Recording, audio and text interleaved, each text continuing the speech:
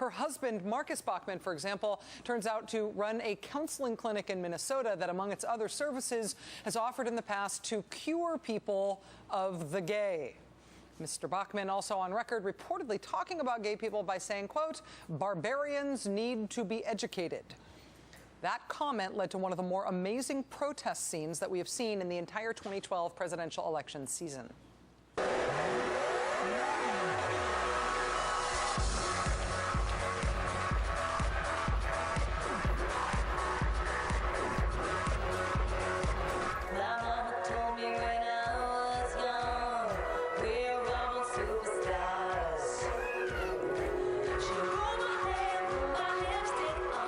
A group of protesters dressed as barbarians conducting a flash mob coordinated dance routine to Lady Gaga outside of Michelle Bachmann's husband's ex-gay counseling clinic in Minnesota.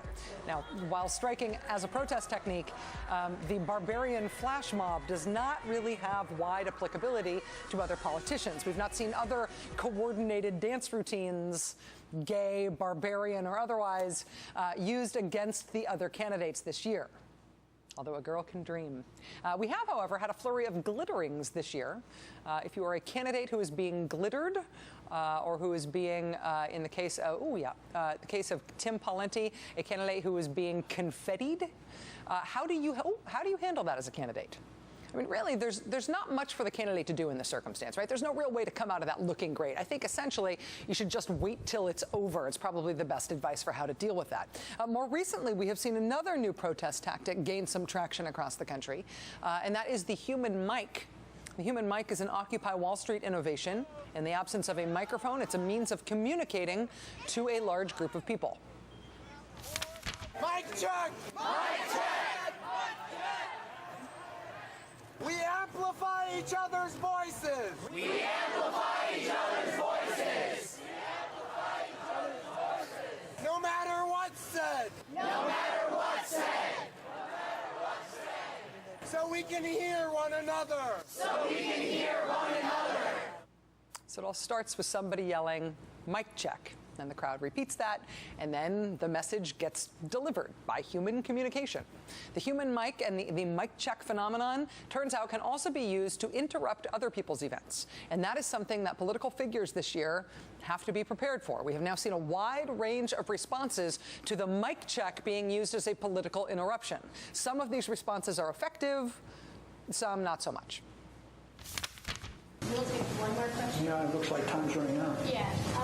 Mic check. Mic check. We are the 99%. We are the 99%. We will be heard. We will be heard. There are criminals on Wall Street. There are criminals on Wall Street. We want free. We want free. There are protesters in jail. There are protesters in jail. There is something wrong. There is something wrong with this system. We are the 99%.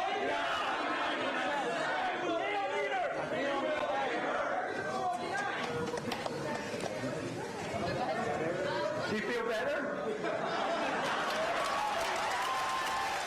Do you feel better?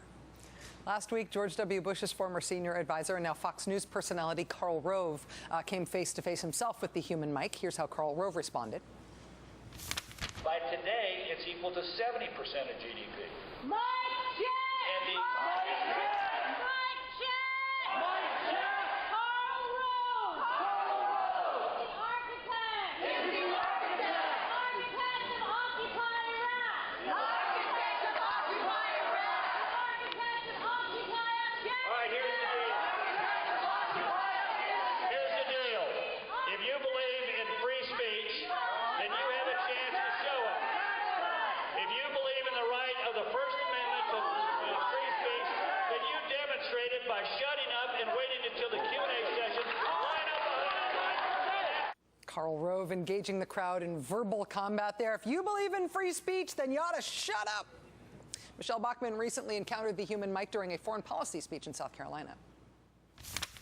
American consumers, for instance, Mic check. Mic check. Mic check. Mic check. This will only take a minute. This will only take a minute. We have a message for Miss Lockman. We have a message for Miss Lockman. You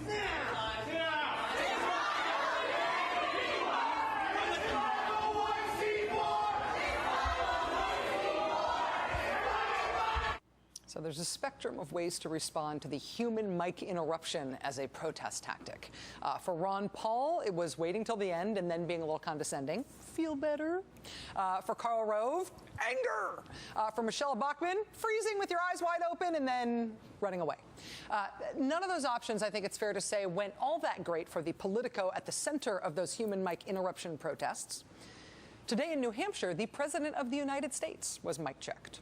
And President Obama chose to handle it rather differently than how the Republicans have been dealing with it. Before I came to school today, I had coffee.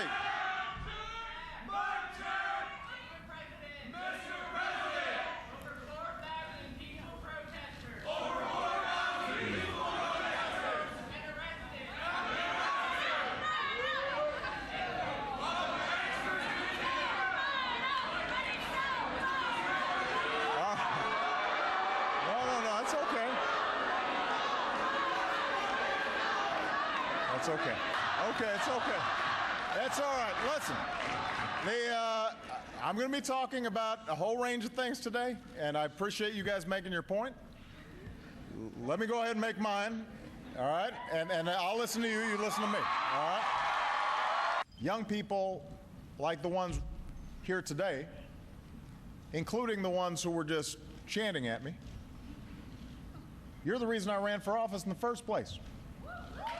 Because it's folks like you who are why I spent so much time up here in the dead of winter 4 years ago. There's a profound sense of frustration about the fact that the essence of the American dream, which is if you work hard, if you stick to it, that you can make it, feels like that's slipping away. And that's not the way things are supposed to be. Not here, not in America. After the president finished speaking today, including a by-name reference to the Occupy movement from the president, an AP photographer named Charles Darapak captured this moment. It's a young man in the crowd handing President Obama a note. A close-up shot of that note shows that it's the script that the human mic interruption protesters were trying to use when they interrupted the president's speech in New Hampshire today. You have this guy essentially delivering a confrontational message to the president of the United States. But look at this is an amazing photo. Look at the look on the kid's face, and look at the looks on the faces of the people around him up that close with the president. It's kind of an amazing campaign shot from that AP photographer. His name Charles Darapak. This is one of those ones that probably goes into the awards shortlists.